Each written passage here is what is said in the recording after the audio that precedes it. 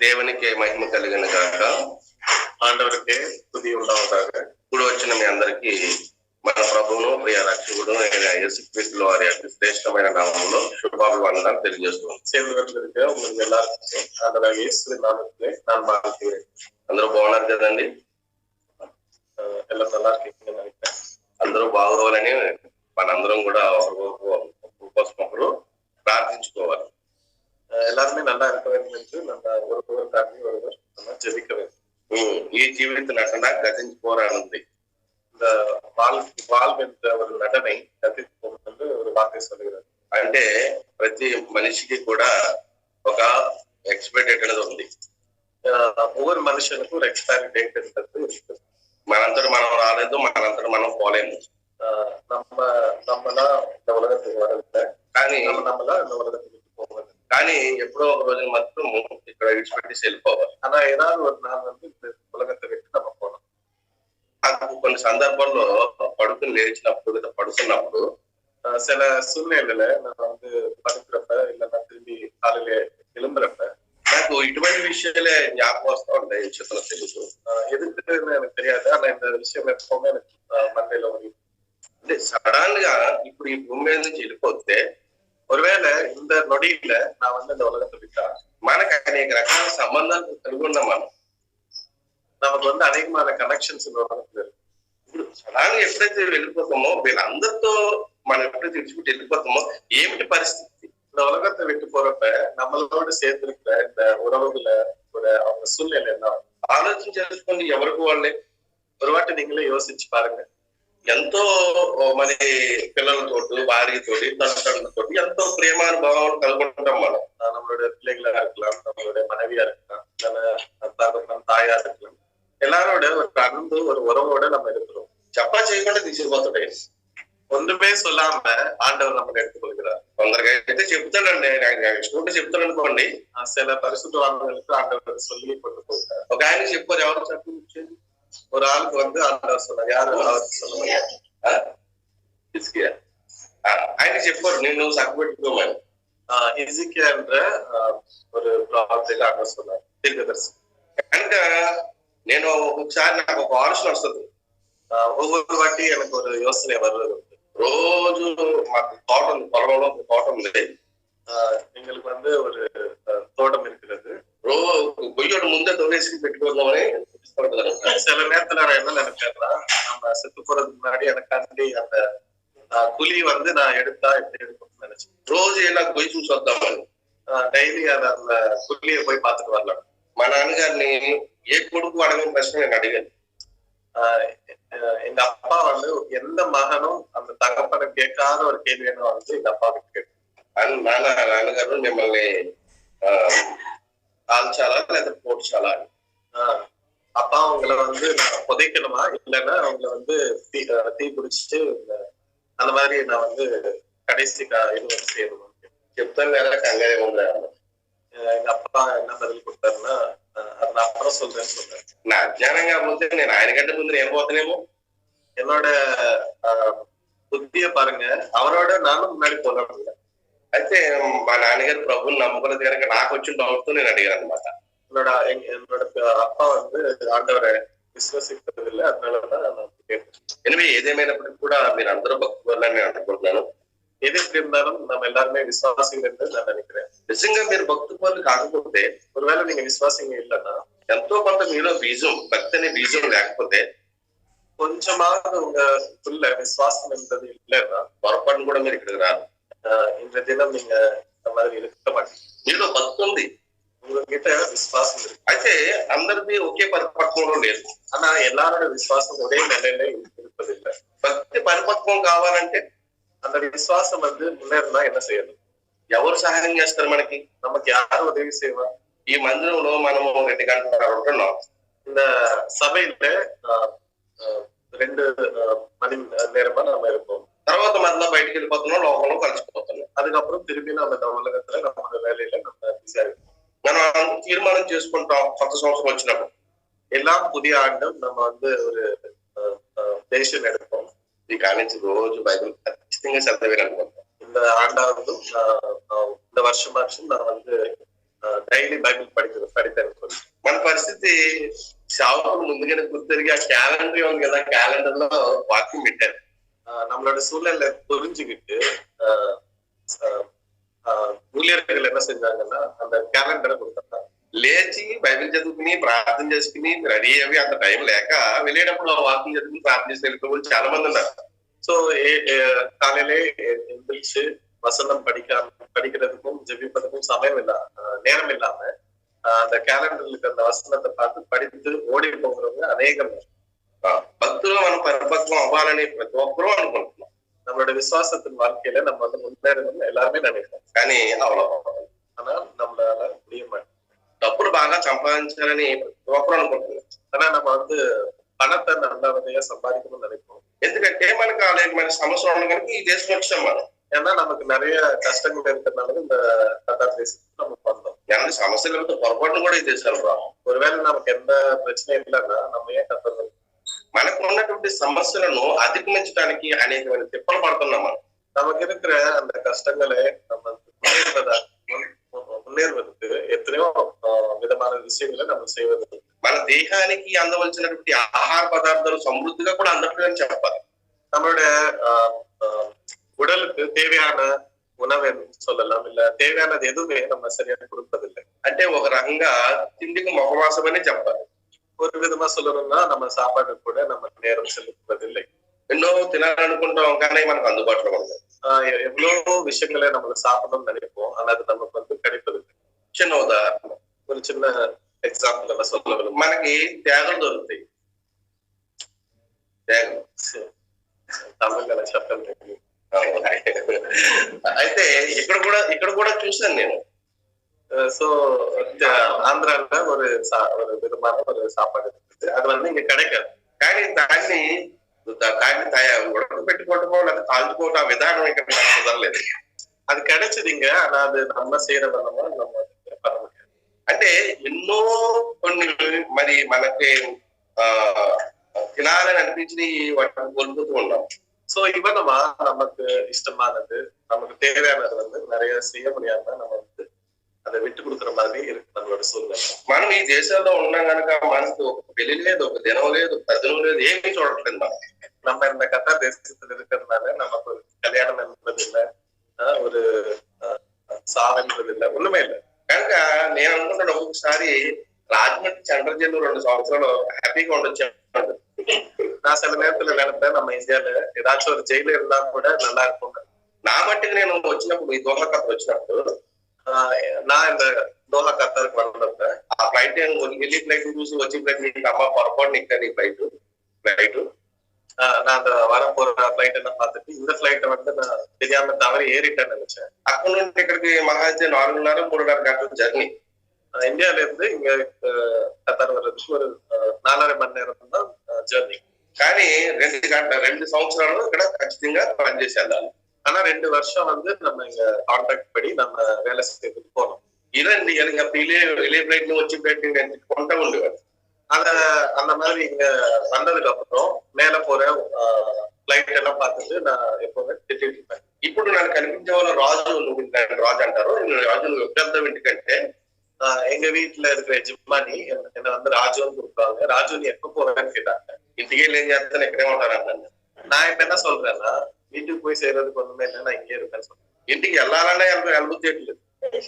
இப்ப வந்து எனக்கு வீட்டுக்கு போறது கூட విருப்பం இல்லை. అంటే ఏంటంటే పరిస్థితులు అధిగమించాలని ఇక్కడికి వచ్చి ఇంకా పెద్దగా సమస్యలు ఎక్కువ. அது என்னன்னா வீட்டுல இருக்க கஷ்டங்களை தீர்க்கிறதுக்காக வந்துட்டு இப்ப இங்க வந்ததுக்கு அப்புறம் கஷ்டங்கள் வந்து கூடி விட்டது. ఎనివే ఏది ఏమైనా ఈ యొక్క జీవన చదరంగంలో జీవిత చదరంగంలో இந்த வாழ்க்கை இருக்கிற ஒரு வட்டத்துல మనందరం కూడా పోరాడుతూనే ఉన్నాం. எல்லாருமே போராடி ఈ పోరాడుతూ ఎప్పుడు మనము ఈ పోరాటాన్ని విడిచిపెట్టి వెళ్ళిపోతామో మనకు తెలియదు. இந்த போராட்டத்துல நம்ம எப்ப வந்து இந்த வாழ்க்கையை விட்டு விடுவோம் என்று எனக்கு தெரியாது. ఈ పోరాటంలో కూడా 2 పోరాటాలు ఉన్నాయి. இந்த வாழ்க்கை என்ற போராட்டத்துல 2 விதமான போராட்டம் இருக்கிறது. ఒకటి భౌతికమైన పోరాటం, ஒண்ணு வந்து நம்ம பிசிக்கலா, రెండోది ఆధ్యాత్మికమైన పోరాటం, அடுத்தது வந்து ஆவியான ஒரு போராட்டம். ఈ 2 పోరాటాలు మనం సమపాలులో మనం చూడగలిగితే இந்த 2 போராட்டத்தில் நம்ம ஒரு சம நிலையில இருந்தால் మనం విజేతలమే. நம்ம வந்து வெற்றி பெறலாம். బాగా గుర్తుపెట్టుకోండి, మనం విజేతలమే. நல்லா ஞாபகம் வச்சுக்கொள்ளுங்க, நம்ம வந்து வெற்றி பெறலாம். చాలా మంది కుటుంబాన్ని వదిలేసి బైరాగులుగాను సన్యాసులుగాను మరి ఎందుకు వెళ్ళిపోతారా అని నేను ఒకసారి ఆలోచన చేసుకున్నాను. நான் ஒரு நேரத்துல வந்து நினைச்சு பார்த்தேன், ஏன் நிறைய பேரு இந்த குடும்பங்கள் எல்லாம் விட்டு சன்னியாசியா இல்ல கடவுளுக்குன்னு சொல்லி அவங்க வாழ்க்கையை விட்டு விட்டு ஏன் போறாங்கன்னு ఆ విషయం గురించి ఆలోచించినప్పుడు బైబిల్లో ఒక మాట రాయించి పెట్టాడు దేవుడు. நான் அதை வைத்து யோசித்தப்ப வேதாகத்துல ஒரு வசனத்தை நான் பார்த்தேன்.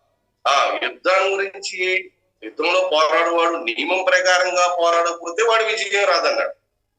யுத்தத்துல யுத்தம் செய்கிற அந்த சேனாதிபதி இல்ல 4 நபர் அதன் உடைப்படி செய்யாமல் இருந்தால் அது வந்து வெற்றி பெற முடியாது. ఇప్పుడు నేను ఆర్మీలో ఉండి ஒரு எக்ஸாம்பிள், நான் ஆர்மில இருந்தா వేరే దేశంలో యుద్ధం చేస్తామండి. நான் வேற தேசத்தோட நான் வந்து யுத்தம் செய்தேன். మన ఇంటికి కొబ్బరి తోట ఏమైపోయిందో யோசிச்சு பாருங்கன்னா, வீட்டுக்கிட்ட இருக்கிற தோட்டத்தோட சூழ்நிலை என்ன நான் நினைச்சு பார்த்தேன். మన ఇంటికాడ పశువులు ఏమైపోయినాయో, வீட்டுக்கிட்ட இருக்கிற ஆடு மாடெல்லாம் எப்படி இருக்குன்னு అంటే మన ఆలోచన అంతా ఇంటికాడే ఉంటే అక్కడ యుద్ధం ఏం చేస్తుంది చెప్పండి. ஒருவேளை என்னோட சிந்தனை எல்லாமே வீட்டை பத்தி இருந்தா நான் எப்படி யுத்தம் செய்ய முடியும்? కనుక యుద్ధంలో ఉన్నవాడు యుద్ధ తంత్రాల గురించి నేర్చుకోవాలి తప్ప కానీ யுத்தம்ல இருக்கிற அந்த நபர் யுத்தத்தோட அநேகமான விஷயங்களை கத்துக்கொள்ளும் தவிர అప్పుడు అక్కడ యుద్ధంలో అతను అనుకున్న గోల్ సాధించడానికి అవకాశం ఉంది. అத కత్తుకొండ மட்டுமே இந்த யுத்தத்துல வந்து வெற்றி பெற முடியும்.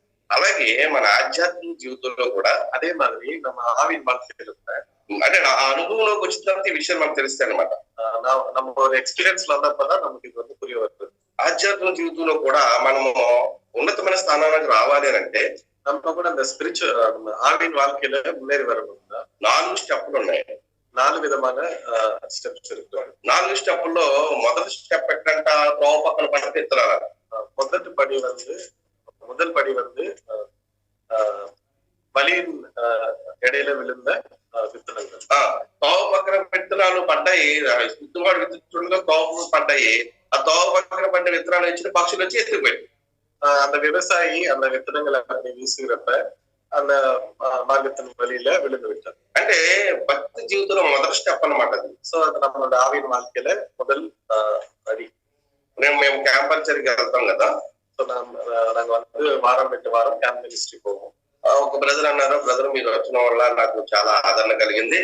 ஒரு பிரதர் சொன்னாரு, நீங்க எங்களை சந்தித்ததுனால எனக்கு வந்து ரொம்ப నెమ్మదిగా இருக்குது. ఈ వచ్చిన ఈ సంవత్సరం పాటు కూడా ఎవరు మమ్మల్ని పలకరంతా కూడా రాలేదు. நான் வந்து இந்த ஒரு வருஷமா இருக்குது நான் யாருமே நான் வந்து சந்திக்கவில்லை. కానీ మీరు రావడం వల్ల చాలా అంటే చాలా హ్యాపీగా ఉందని చెప్పారు. நீங்க வந்து என்ன சந்தித்தது பார்க்கிறப்ப எனக்கு ரொம்ப சந்தோஷமா இருக்குன்னு அவர் சொன்னார். తర్వాత మళ్ళీ ఫోన్ తీసేవాడు. அதுக்கப்புறம் அவர் போன் எடுத்தா நீங்க பாத்து అంటే మన వారంటే మనం ఏదో అనుభవాలు అనుకుంటారు, మరి సంథింగ్ ఏంటో మనకు తెలియదు. எதற்காக அதுக்கப்புறம் அவர் பேசுவது என்று எனக்கு தெரியாது. అంటే భక్తి జీవితంలో మొదటి స్టెప్ ఎలా ఉంటుందంటే చాలా మంది ఆశగా వస్తారు మందిరానికి. இந்த ஆவின் வாழ்க்கையில முதல் படி எப்படி இருக்கும்னா, ரொம்ப ఆశయోడ సభకి ఆட்கள் நிறைய பேர் இருப்பாங்க. తర్వాత ఈ లోపానికి ఎవడో లోకంలో ఎవడో తగులుతాడు, ఎందుకు అక్కడికి వెళ్ళి ఏం చేస్తావు, ఇక్కడ చదువు ఈరోజు సినిమాకి వెళ్ళిపోదాం, లేదా ఏదో ஏதோ கோடு கோச்சுக்கணும், ஏதோ பேக் ஆடணும், சம்திங் ஏதோ చెప్తాడు. அதுக்கப்புறம் இந்த உலகத்துல யாராச்சும் ஒரு ஆள் வந்து எதுக்கு நீ சபை போய் என்ன பண்ண போற, வா நம்ம சினிமா போலாம், இல்லைன்னா கோழியை வெட்டி நம்ம ஏதாவது சாப்பிடலாம்னு சொல்லி நம்ம இன்வைட் பண்ணுவோம். இங்க மத்தியவாரம் இடாராட்டம் மணிக்கு மத்தியவாரம் అలాగే వెళ్తారు. அப்ப என்ன ஆகும்னா நம்ம சபைக்கு வராம வெளியில உலகத்தின் வாழ்க்கையை நம்ம வாழ்கிறவங்கள இருக்கு. అంటే మొలకెత్తింది జీవితం సంక్రాంతి పోయింది అప్పుడే. సో அப்பதான் அந்த విత్తనం என்பது வந்தது. ஆனா அதுக்குள்ளேயே அந்த வாழ்க்கையை விட்டுவிட்டாங்க. అదే విధంగా మరి రెండో రకమైన విత్తనం ఎక్కడ పడ్డాయంటే మన్ను లేని రాత్రి నెలలో పడ్డాయండి. ரெண்டாவதா அந்த விவசாயி வீசுகிற அந்த விత్తనం எங்க விழுந்துச்சுன்னா మన్ను ఇల్లాத ఒక இடத்துல ఉంది. అయితే అక్కడ మన్ను మరి ఎక్కువగా లేనందున సూర్యరశ్మి సూర్యుడు వచ్చినప్పుడు అవి ఏమైనాయంట మాడి మనిషి అవుతుంది. மணல் இல்லாத ஒரு இடத்துல விழுந்ததுனால சூரியத்தின் ஒளிச்சம் வந்ததுனால அது வந்து வீணாய் போய்விட்டது. ఇది రెండో స్టెప్. ఇది రెండోది పడి. అంటే భక్తిలో కొంతకాలం కొనసాగుతాం మనం. ఆవిన్ வாழ்க்கையில కొంచెం నాళ్ళు நம்ம வந்து அப்படியே ప్రయాణం செய்வோம். ఏదో రకమైన కారణం చేత మళ్ళీ అక్కడ నుండి వైదొలుగు బతుకు ఉంటాం. ஏதோ ஒரு ரீசனை வைத்து நம்ம வந்து அந்த வழியை நம்ம விட்டு விடுவோம். కనుక మనం 3వ రకమైన విత్తనాన్ని చూస్తే மூன்றாவதாய் ஒரு வித்தனத்தை நீங்க பாத்தீங்கன்னா ఎక్కడ పడ్డాయంట? ముళ్ళ టొంకల్లో పడ్డాయంట. அந்த விவசாயி வீசுகிறப்ப முள் இருக்கிற அந்த இடத்துல வந்து விழுந்து விட்டது. అంటే భక్తి జీవితంలో మనం ప్రయాణం చేస్తున్నప్పుడు మనం మధ్యగా వెళ్తున్నప్పుడు మనకు కొన్ని రకాల శోధనలు ఎదురవుతాయి. இந்த ஆவிக்குரிய வாழ்க்கையில நம்ம முன்னேறி போகிறப்ப சில சோதனைகள் வருவது. ఈ శోధనలు మనం ఏం చేస్తుంటే ఇలా యథార్థంగా ఉంటే నీ బతుకుడు ఎప్పుడు కూడా ఎదవరపాయి. இந்த சோதனை வந்தப்ப அது என்ன நம்ம கிட்ட சொல்லும்னா, நீ இப்படியே நீதி நேர்மைன்னு சொன்னா உன்னால வாழ முடியாது.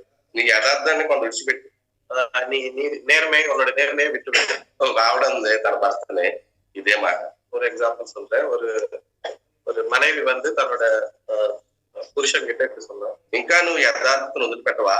நீ இன்னும் உன்னுடைய நேர்மையை விட மாட்டியா? దేవుడా దేవుడా అనే కన్నా దేవుని చూసి సావటం మీద ஆண்டவரே ஆண்டவரே சொல்றதை விட்டு விட்டு நீ செத்து விடுன்னு சொன்னா. మన భక్తులందరికీ కూడా ఒక రకంగా చెప్పడం యోబు గారు చాలా అంటే చాలా మనకి ఆదర్శం. நம்மளோட ஆவிக்குரிய வாழ்க்கையில யோபு ஒரு பெரிய ஒரு எக்ஸாம்பிளா இருக்கிறார். ఆయనకు వచ్చిన శ్రమంలో మనకు ఒక వంతు కూడా వచ్చి ఉండదు బహుశా. அவருக்கு வந்து அந்த சோதனையில எனக்கு தெரிஞ்சு நமக்கு அதுல ஒரு சிறு நொடி கூட வந்துட்டார். కనుక మనం భక్తి చేస్తున్నప్పుడు భక్తి జీవితంలో అరే కథ దేశం వచ్చిన 6 సంవత్సరాలు అయిపోయింది, 6 నెలలు అయిపోయింది, నాకు సంవత్సరం అయిపోయింది, వరకు సరైన ఉద్యోగం లేదు. சில பேர் இப்படி நினைக்கலாம், நான் கத்தார் தேசத்துக்கு வந்து 6 மாசம் ஆச்சு, இல்லைன்னா 1 வருஷமாச்சு, எனக்கு இன்னும் ஜாப் கிடைக்கலன்னு நினைக்கலாம். కనుక సంఘంలో కోసం అనేక మంది ప్రార్థన చేస్తున్నారు. ஆனா இந்த நபருக்காண்டி சபையில இருக்கிற ஒவ்வொரு விசுவாசிகளும் ஜெபிக்கிறார். దేవుడు ఉంటే నా ప్రార్థన ఆలకించాడు. அப்ப இந்த நபர் என்ன நினைக்கிறாருன்னா, கடவுள் இருந்தா தானே கேட்கறது. ఏదో నా పిచ్చి కానీ ఎందుకు మందిరానికి వెళ్తాం? ஏதோ நான் என்னோட மூளை செய்யாம இல்லாம நான் வரேன், எதுக்கு இந்த சபைக்கு போறது అని ఏదో రకమైనటువంటి అంటే ఇతనికి ఉన్నటువంటి విరుగులు బట్టి, ఇతనికి ఇబ్బందులు బట్టి, ఇతనికి వచ్చిన సమస్యలను బట్టి ఆ భక్తి జీవితంలో కూడా పడిపోతాడు. சோ இப்படி அவங்களுக்கு இருக்கிற ஒரு சூழ்நிலையினால, சோதனையினால அவங்க வந்து ஆண்டவரை விடுறது. కనుక మరి ఇంకా 4వ స్థానాన్ని కంటే అది మంచి నేలలో పండిన విత్తనాలను మనకు చూపిస్తూ వచ్చాడు. 4வது படியா நம்ம பார்த்தா அந்த விவசாயி வீசுகிறப்ப அது ஒரு நல்ல மண்ணல விழுந்து விட்டது. అలా మంచి నేలలో పండిన విత్తనాలు 30 వంతులు గాను, 60 వంతులు గాను, 100 వంతులుగా ఫలించి అభివృద్ధి చెందాయంట. அந்த வித்தனம் என்ன செய்யறதுன்னா 60 வடையாய் 100 வடையாய் வந்து ఫలించదు. కనుక మనం కూడా భక్తిలో పరిపక్వం అవ్వాలంటే చిన్న అసామాస విషయమేమి కాదండి. நம்ம அந்த ஆவிக்குரிய வாழ்க்கையில முன்னேறி போகிறது ஒரு సాధారణమైన విషయం అండి. బైబిల్ ఇస్తున్న స్టేట్మెంట్ ఏంటంటే అంతమ వరకు సహించేవాడే రక్షించబడతాడంట. வேதாகம் ஒரு ஸ்டேட்மெண்ட் அது என்னன்னா, கடைசி வரை யாரு யதார்த்தமா விசுவாசத்துக்கு ஜீவிப்பாங்களோ அவங்கதான் வெற்றி பெறுவாங்க. కనుక మన భక్తి జీవితంలో మనం ప్రయాణం చేస్తున్నప్పుడు ஆவிக்குரிய வாழ்க்கையில நம்ம வந்து பயணம் செய்கிறப்ப మనకు అనేక మంది తార్చి పడుతూ ఉంటారు. நிறைய பேர் வந்து நமக்கு ఎట్టకి కురుకేట్టు வரலாம்.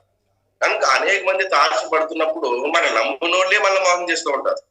அப்படி அந்த பயணத்துல நம்ம எவ்வளவோ நம்பின ஒரு மனுஷனே நம்மள மோசம் செய்யலாம். మనం మనం మనం ఎవరి మీద అయితే విశ్వాసం పెట్టుకుంటామో వారే మన గురించి చెడ్డమాటలు చెప్తూ ఉంటారు. நம்ம யார ரொம்ப నమ్ముతామో அவங்களே நம்மளை பத்தி பின்னாடி வேற విధமா பேசலாம். ఇలాంటి మరి భక్తి జీవితంలో కొంతమంది నాకు తార్చిపడ్డారు. இப்பேற்பட்ட நபர்களை வந்து என்னோட வாழ்க்கையில நான் எக்ஸ்பீரியன்ஸ் பண்ணேன். వాళ్ళతో ఏమన్నారంటే, அவங்க என்கிட்ட என்ன சொன்னாங்கன்னா, తమ్ముడు నేను ఈ విషయంలో పడిపోయాను, தம்பி நான் ஒரு விஷயத்துல ரொம்ப முன்னேறி போய்விட்டேன், నా ఎంటికలు కూడా మెరిచిపోయాయి, என்னோட தலைமுடியும் நிரம்பிடுச்சு, నేను ఎవరికి సహాయపడనని చెప్పాడు. நான் யாருக்குமே உதவி செய்ய மாட்டேன்னு சொன்னாரு. అంటే అర్థం ఏంటి? అతను కొంతమంది సహాయం చేశాడు కానీ తిరిగి అతనికి సహాయం రాలేదు. அதோட அர்த்தம் என்னன்னா, அவர் எத்தனையோ பேருக்கும் உதவி செஞ்சிருக்காரு, ஆனா வந்து திரும்பி அது கிடைக்கல. కొంతమందికి ఆయన మాట సహాయం చేశాడు, ధన సహాయం చేశాడు, కానీ వాళ్ళే అతన్ని మోసం చేశారు.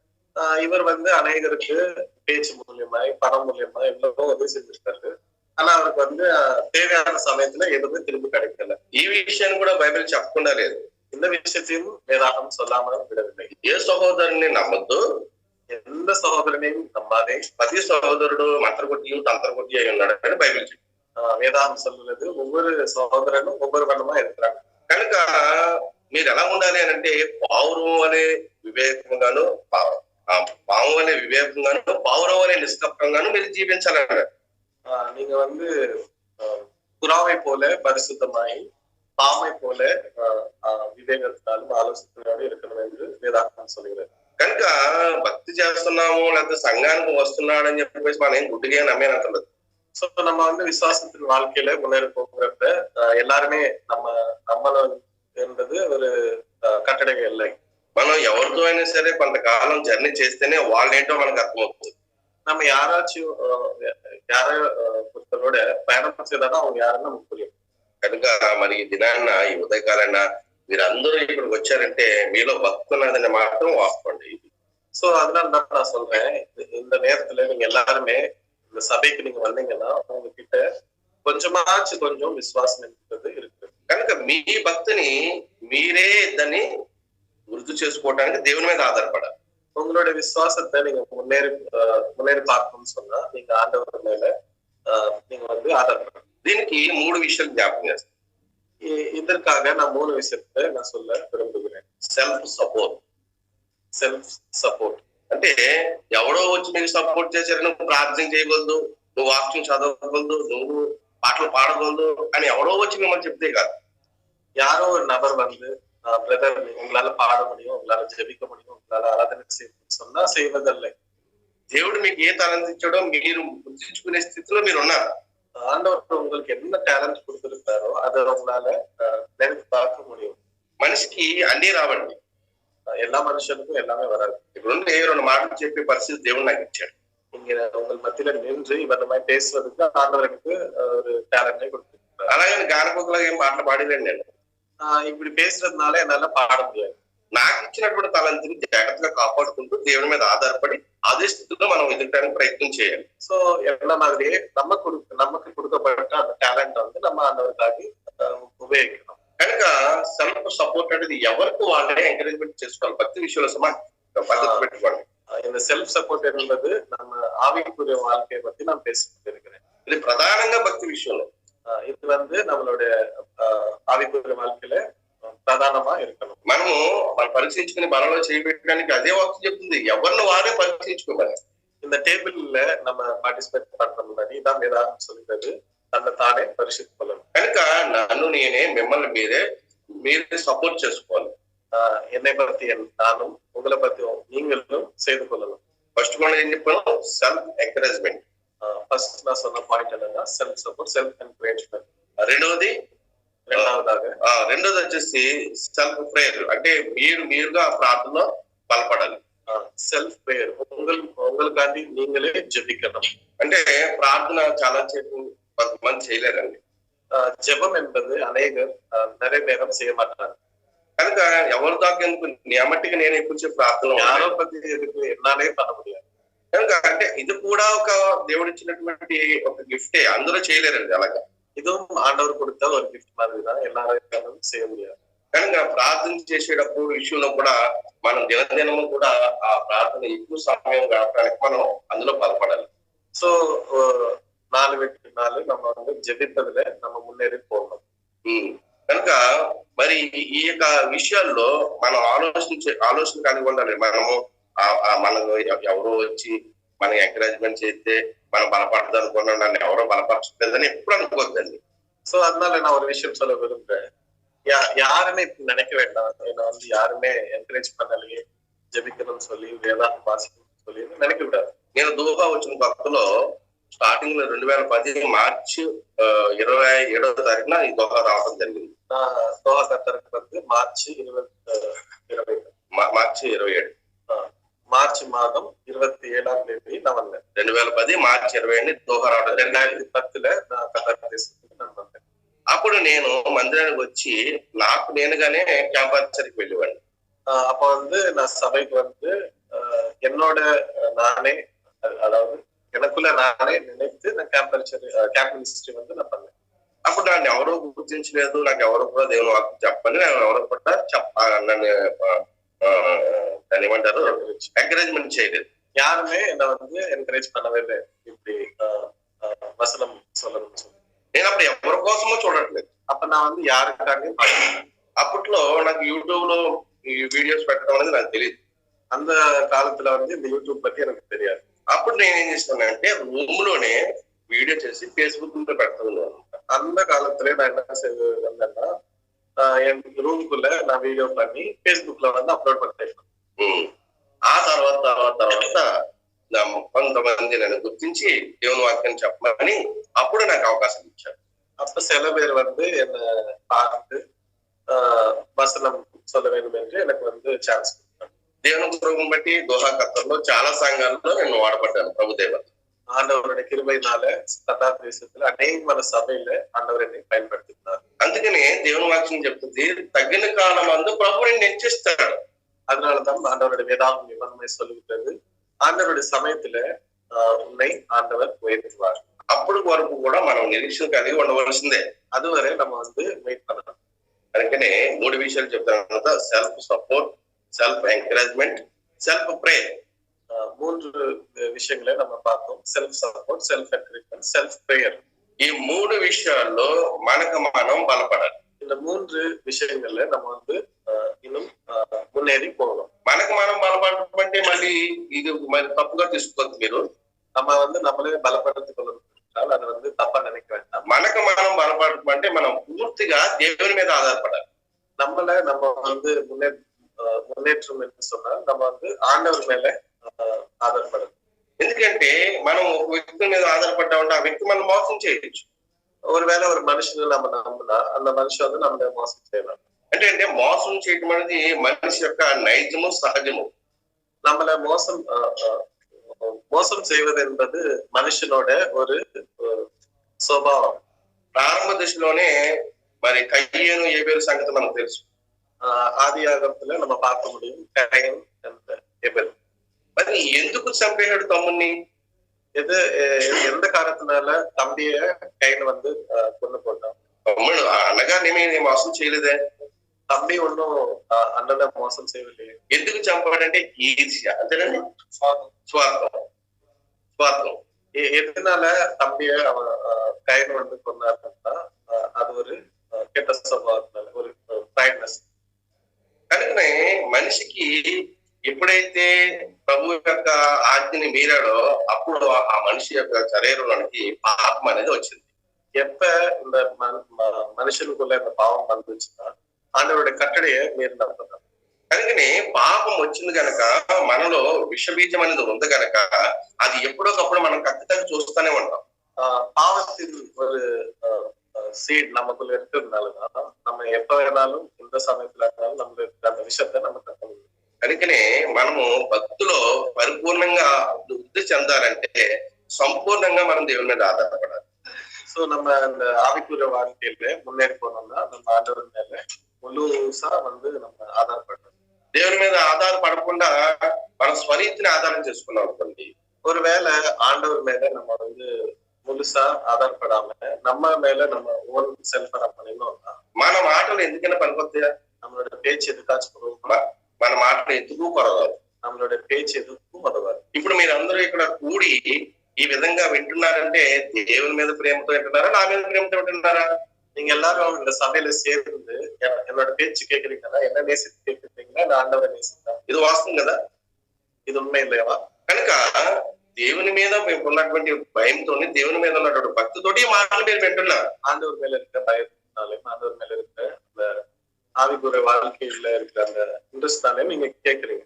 బైబిల్ గ్రంథం ఆది కాండం నుండి ప్రకటన గ్రంథం వరకు మనం చదువుకున్నప్పటికీ కూడా ఆది ఆగమத்திலிருந்து வெளிப்படுத்தல் வரை நம்ம படித்தாலும் వాక్యంలో మనం ఎంతో బలపడినప్పటికీ కూడా, வசனத்துல நம்ம எவ்வளவு முன்னேறி போனாலும், భక్తులో ఎంతో అనుభవం ఉన్నప్పటికీ కూడా, ஆவிக்குரிய வாழ்க்கையில நம்ம எவ்வளவு எக்ஸ்பீரியன்ஸ் இருந்தாலும் మన స్థితి ఎలా ఉందంటే బైబిల్ చెప్తుంది మీరు ఇంకా పాలు తాగే వల్ల ఉన్నారు. வேதாகம் நம்மளுடைய சூழ்நிலை எப்படி இருக்கிறதுன்னு சொல்லுகிறது. நம்மளுடைய சூழ்நிலை வந்து பால் குடிக்கிற ஒரு சிசுவை போல இருக்கிறது. ఎంత పెద్ద మాట అండి మాట. இந்த வார்த்தை எவ்வளவு பெருசா, భక్తులో మనం ఇంకా పాలు తాగే వాళ్ళ ఉన్నామంటే ఎంత పెద్ద మాట చూడండి. ஆவிக்குரிய வாழ்க்கையில நம்ம இன்னும் பால் குடிக்கிற ஒரு சூழ்நிலையில இருக்கிறோம். చెప్తున్న వాక్యం మీరు బలమైన ఆహారం తినడానికి సిద్ధంగా ఉండాలి. வேதாகம் சொல்லுகிறது நீங்க பலமான ஆகாரத்தை எடுக்கிறவங்க போல, உணவை எடுக்கிறவங்க போல நீங்க மாறணும். మమ్మల్ని మేము ఎవరైనా ప్రశ్నించడానికి అమ్మా మీరు ప్రభుత్వం నమ్ముకుని ఎంతకాలమైందమ్మా అంటే 20 సంవత్సరాలు 30 సంవత్సరాల అనుభవం చెప్తాను, 40 సంవత్సరాల అనుభవం చెప్తాను. நம்ம யாருக்கிட்டயாச்சும் கொஸ்டின் கேட்டோம்னா, அம்மா நீங்க எத்தனை வருஷம் ஆச்சு ஆண்டவரை விசுவசிச்சு கேட்டா 20 வருஷம் 10 வருஷம் சொல்லுவாங்க. అయ్యా మీ పరిస్థితి ఏంటంటే మనం కూడా చెప్తాం. ஐயா நீங்க நம்பி எத்தனை வருஷம் ஆச்சுன்னு கேட்டா நம்மளும் நம்மளோட பதில சொல்லுவோம். మరి ఎంతవరకు ఎదిగారంటే ఎలకతోలు ఏడాది ఉతికిన నలుపు నడిపే కానీ తెలుగు రాదని పాట పాడారు. எத்தனை வருஷம் ஆனாலும் நீங்க என்னதான் இம்ப்ரூவ் ஆனீங்கன்னு கேட்டா அதுக்கு நம்ம கிட்ட பதில் இல்லை. ఎంతకాలం మందిరానికి వెళ్ళా కూడా ఏం నేర్చుకున్నారంటే ఏం లేదు. ఇతని వర్షమా నీ సభకి పోరేలా ఎన్న కట్టుకుంటాను కేటా ఒన్నుం இல்லை. కనుక భక్తి జీవితానికి మనం అభివృద్ధి చెందాలంటే సూత్రబద్ధం మీకు చెప్తాను గమనించండి. ஸோ ஆவிக்குரிய வாழ்க்கையில நீங்க முன்னேறி போனோம்னா அதுக்கு ஒரு இது நான் சொல்லுவேன். గురువు లేని విద్య గుడ్డి విద్య. గురువు లేని విద్య గుడ్డి విద్య. ஸோ டீச்சர் இல்லாத ஒரு ஸ்டடி வந்து அது ஒரு బ్లైండ్ ఫుల్ అన్నది. మీ అనుకుంటా చూడండి, మనం పొద్దున్న వేసిపోయి రన్నింగ్ చేద్దాం అనుకుంటాం. நீங்க நினைச்சு பாருங்க, காலையில இறங்கி நம்ம வந்து ரன்னிங் பண்ணலாம்னு 2 రోజులు 3 రోజులు 6 రోజులు 10 రోజులు పరిగెట్టి అక్కడికి మానే ஒரு 2-3 நாள் ஓடுவோம், ஒரு வாரம் போவோம், அதுக்கப்புறம் நம்ம விட்டுவிடும். లేదనుకుంటే డైటింగ్ చేద్దాం అనుకుంటాం. இல்லன்னா நம்ம டைட்டிங் பண்ணலாம்னு நினைப்போம். ఇలా మనం అనుకుని పెండింగ్ పెట్టేసిన పనులు ఎన్ని ఏమంటారు చెప్పండి. இந்த மாதிரி நம்ம நினைத்து எத்தனை ஒர்க்ஸ் வந்து நம்ம பெண்டிங் பண்ணி வச்சிருக்கோம். అది పరిపూర్ణం కాదు. அது வந்து ஒரு கம்ப்ளீட்டா இல்ல. కంప్లీట్ అవ్వాలంటే నీకు గురువు ఉండాలి. அது வந்து நீங்க கம்ப்ளீட் பண்ணணும்னா உங்களுக்கு ஒரு టీచర్ தேவை. ఆ గురువు ఎవరంటే భక్తి జీవితంలో మనకి జగద్గురు ఒక ఆయన ఉన్నాడు. ஆவிக்குரிய வாழ்க்கையில நமக்கு ஒரு டீச்சர் இருக்கார். జగత్ అంటే ఈ ప్రపంచానికే ఒక గురువు. ఆయన உலகத்துக்கே அவர் டீச்சர். ఆయన ఎవరంటే మన యేసుక్రీస్తు. அந்த போதகர் யாருன்னா நம்மளோட ஆண்டவர் இயேசு. అడిగిడి ఇవ్వడును, వెతికిడి దొరుకును, తట్టడి ఏమడుగుతాం మనం ఎంతసేపుని? கேளுங்கள் உங்களுக்கு கொடுக்கப்படும், தட்டுங்கள் உங்களுக்கு திறக்கப்படும். ఎప్పుడు మన జీవితంలో ఉన్న సమస్యల గురించి అడుగుతాం. எப்பவுமே நம்மளோட வாழ்க்கையில இருக்க அந்த కష్టங்களை வைத்துதான் நம்ம எப்பவுமே வேண்டுதல் செய்வோம். ఏమంటే మన జీవితంలో సమస్యలు ఎప్పుడు పోతాయని మిమ్మల్ని ప్రశ్న అడుగుతాం, చెప్పండి. நான் உங்களை பார்த்து ஒரு கொஸ்டின் கேட்கிறேன். நம்ம வாழ்க்கையில இருக்கிற அந்த கஷ்டங்கள்லாம் எப்போ நம்மளை விட்டு போகும்? బ్రతుకు బండికి దుఃఖాలే చక్రాలు, దేవుడిచ్చిన వరాలు. దేవుడిచ్చిన వరాలండి ఎక్కడ పోతాయి? சோ அது ஆண்டவர் கொடுத்த ஒரு வரம். அது நம்மளை விட்டு எப்படி போகும்? అవి పోవు. அது எப்பவுமே போகாது. అవి పోవాలంటే మనం పోవాలి. அது போனோம்னா நம்மளும் இந்த உலகத்தை விட்டு అప్పుడు వరకు అనుకుంటాం, అరే ఈ నెలలో ఇలాగ మా అబ్బాయి బీజాలు కట్టాలి. சோ அது நம்ம ஒரு உதாரணத்துக்கு சொல்லணும்னா என் பையனுக்கு ஃபீஸ் எப்படி பே பண்ணணும்னு நம்ம நினைப்போம். మనం చచ్చిపోయాం అనుకోండి, நினைச்சு பாருங்க. அப்படி நினைக்கிற சமயத்துல நம்ம இறந்து போனா చచ్చిపోవడం బీజాలు కట్టాలి అనుకుంటారా? இறந்ததுக்கு அப்புறமும் ஃபீஸ் எப்படி கட்டணும்னு சொல்லிட்டு நீங்க நினைப்பீங்களா? చచ్చిపోయిన వెంటనే ఈ భౌతికమైన సృష్టితో మనకి ఎటువంటి సంబంధం లేదు. நம்ம இறந்தது போனதுக்கு అப்புறம் இந்த ఉలగத்துக்கும் நமக்கு எந்த సంబంధం இல்லை. బైబిల్ చెప్తుంది, నువ్వు చేసిన క్రియలు అవి మంచివే గాని చెడ్డవే గాని నువ్వు చేసిన క్రియలు అవి వీటిలో వస్తాయి. பரிசுத்த வேதாகமம் சொல்லுகிறது, நீங்கள் நல்ல கிரியைகளை செய்தாலும் கெட்ட கிரியைகளை செய்தாலும் அதுக்கு தகுந்த ஒரு பிரதிபலம் என்பது இருக்கிறது. మనకి ధర్మశాస్త్రమే చదివి నీతిని నేర్చుకోవాలా అంటే మామూలుగా కూడా మనకి నీతి తెలుసు. நம்ம வந்து வேதாகத்தை படிச்சுதான் நமக்கு இந்த நீதி பத்தி தெரியணும்னு ரூல் ஒண்ணும் கிடையாது. நமக்கு பொதுவாக கூட தெரியும். ధర్మం వేరు, నీతి వేరండి. தர்மம் என்பது டிஃபரெண்ட், அப்புறம் நீதி என்பது வேற. ధర్మం అంటే దైవ సంబంధమైనది. தர்மம் என்று சொன்னால் அது ஆண்டவருடைய உட்பட்ட விஷயம். నీతి అంటే ప్రకృతి సంబంధమైనది. நீதின்னு சொன்னால் அது இந்த உலகத்தோட சம்பந்தமான. ప్రకృతి సంబంధమైన అంటే మీకు ప్రార్థన చెప్తాను గమనించాను. இந்த உலகத்துக்கு சம்பந்தமான விஷயம் தான் நான் உங்களுக்கு புரியுற மாதிரி நான் சொல்றேன். మనకి 8:30కి మందిరం ప్రారంభించుకున్నామని అనుకున్నాం. మనం ஒரு எக்ஸாம்பிள் சொல்லணும்னா நம்ம வந்து 8:30க்கு நம்மளோட సభకి நம்ம ఆరంభిக்கணும்னு நம்ம நினைச்சோம். ఇప్పుడు అది సమయానికి కరెక్ట్ గా మన సమయానికి వచ్చేసాం అనుకోండి, நம்ம நினைச்ச மாதிரி 8:30க்கு நம்ம வந்து சபைக்கு வந்துட்டோம்னா ఈ సమయం ఎవరు పెట్టుకున్నారు? இந்த நேரத்தை யாரு வச்சா? దేవుడు పెట్టాడు, మనం పెట్టుకున్నాం. మనమే పెట్టుకున్నాం. நம்மளே நம்ம தேர்ந்தெடுத்து 8:30க்கு வரணும்னு சொல்லிட்டு நம்மளே నిర్ణయించు. అలాగే మనం పెట్టుకున్నటువంటి కొన్ని టర్మ్స్ అండ్ కండిషన్ ఉన్నాయి. సో நம்மளால நம்ம உருவாக்கின சில டேர்ம்ஸ் அண்ட் கண்டிஷன்ஸ் இருக்குது. అన్న బాలపట్టేలు అన్న నాకు డబ్బులు ఇచ్చిన పేరు பாலப்பேட்டில் அண்ணா வந்து எனக்கு ஒரு 1000 ரூபாய் கொடுத்தாரு. அண்ணா வச்சு நான் வச்சு இచ్చేస్తాను. நான் சொன்னேன் அடுத்த மாசம் சம்பளம் வரப்ப நான் திரும்பி கொடுக்குறேன்னு சொன்னேன். అప్పుడు అలాగే అన్నట్టు ప్రకారం కరెక్ట్ ఇచ్చేసాను. அண்ணா சொன்ன மாதிரி நான் திரும்பி கொடுத்துட்டேன். అప్పుడు ఆ బ్రదర్ నా గురించి ఏం చెప్తారు? இப்ப அந்த బ్రదర్ என்ன பத்தி என்ன சொல்லுவாரு? ధన్యవాద బ్రదర్ కట్టుకుంటారని చెప్తారు లేదా? బ్రదర్ ధన్యవాదం வந்து కరెక్టా చెప్పారని சொல்லுவாరా இல்லையா? అలాగే ఇంకా మరి మనకి నీతి అని అంటే మనం పెట్టుకున్నటువంటి పద్ధతులను కరెక్ట్ గా చేస్తేనే అతను నీతిమంతుడిగా చెప్పబడతారు. సో இந்த நீதின்னு சொன்னா நம்ம செய்யற நம்ம வச்சிருக்க அந்த டர்ம்ஸ் அண்ட் கண்டிஷன்ஸ் கரெக்டா செய்யறது தான். ఇది మనుషుల దృష్టిలో సుమా, ఇది మనుషులకి కన్ను பார்வையில நான் சொல்றேன். అయితే ఇది కూడా దేవుడు మరి ఎవరిని నోవహు గారిని పిలిచినప్పుడు ఈ తరంలో నీవే నా ఎదుట ఏమన్నాడు? ஆனா ஆண்டவர் பரலோகத்திலிருந்து இந்த பூலோகத்தை நோவாகின் தினங்கள்ல பார்த்தத நோவாகு மாத்திரம்தான் நீதிமானை ஆண்டவர் கண்கள் பார்க்கப்பட்டார். అంటే నోవహు గారికి ఎవరైనా ప్రభువు చెప్పాడు ఇలా బతకాలని? நோவாக்கு யாராச்சும் ஒரு தீர்க்கதரிசி வந்து சொன்னாரா நீ இப்படி வாழணும்னு சொன்னார்? అంటే నోవహు కాలంలో జనులు ఎలా ఉన్నారంటే దేవుని భయం లేదు వాళ్ళకి.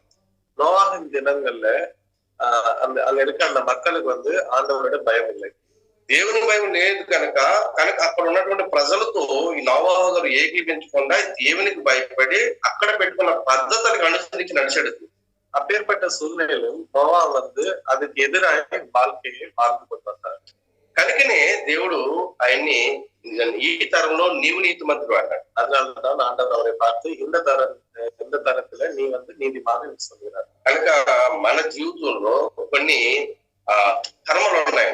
நம்ம வாழ்க்கையில கர்ம என்று சொல்ற சில விஷயங்கள் இருக்கு. ఆ కర్మల్ని విద్యుత్ కర్మ అంటారు. విద్యుత్ కర్మ తప్పనిసరిగా చేసి తీరాలంటారు. அந்த கர்மன்னு சொன்னா சிலர் வந்து நம்ம கண்டிப்பா செய்யணும். మొన్నటి వారం మనం చెప్పుకున్నాం తల్లిదండ్రులు సన్మానించాలని. இதுக்கு முன்னாடி இருந்த கடந்த வாரத்துல நம்ம பேசணும் தகப்பனையும் தாயும் நம்ம சன்மானிக்கணும். తల్లిదండ్రులు సన్మానితం పక్కన పెట్టండి, బతుకుని కానీ తల్లి చచ్చిపోయిందండి. தகப்பனையும் தாயும் சன்மானிப்பது அந்த வார்த்தையை பக்கத்துல வைங்க. வாழ்ந்துட்டு இருக்க அந்த தாயே இறந்து விட்டாங்கன்னு சொல்லுறவங்க நிறைய பேர் இருக்காங்க. బతుకుండగానే మా అమ్మ నాన్న చచ్చిపోయారని చెప్తున్న వాళ్ళు చాలా మంది ఉన్నారండి. அவங்க உயிரோட இருக்கப்பே அவங்க வந்து இறந்து போயிட்டாங்கன்னு சொல்லுறவங்க அநேகமானவர்கள் இருக்காங்க. అలాగే అదే మాదిరిగా అనేక విషయాల్లో మనం చేయవలసినటువంటి పనులు ఏవైతే ఉన్నాయి, కర్తవ్యం దైవ మహిమని కూడా వాడారు మాట.